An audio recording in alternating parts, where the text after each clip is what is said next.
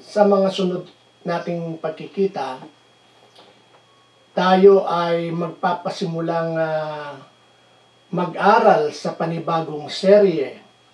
At ito ay patungkol sa pagsubok at pagtitiis.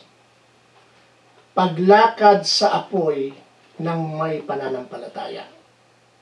At dito sa panibagong seryeng ito, sa ikatlong serye ng ating pagtuturo, ay meron pong 6 na katuruan. Pag-uusapan natin dito ang layunin ng pagsubok.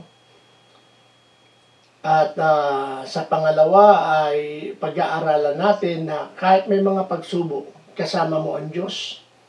At sa pangatlong aralin, ito ay nagpapatungkol sa kalakasan sa gitna ng kahinaan.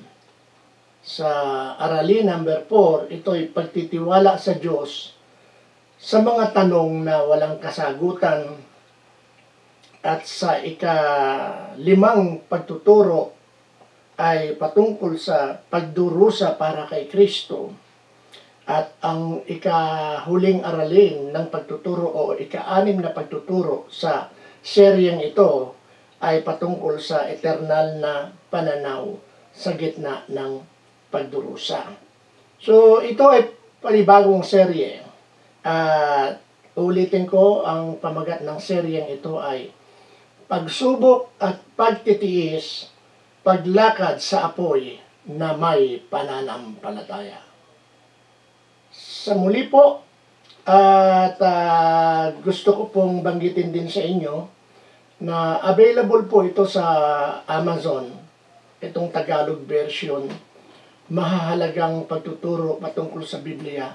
Ang akin pong inilagay na pagtuturo dito ay yung mga doktrina na dapat malaman ng isang mananampalataya, sapagkat napakahalagang malaman ang mga doktrina o mga katuruang ito upang hindi tayo madaling mabuwal sa ating paglilingkod, bagkus dahil sa mga salita ng Diyos na ating nalalaman, tayo ay maalam sa pakikipagdigma sa spiritual na digmaan.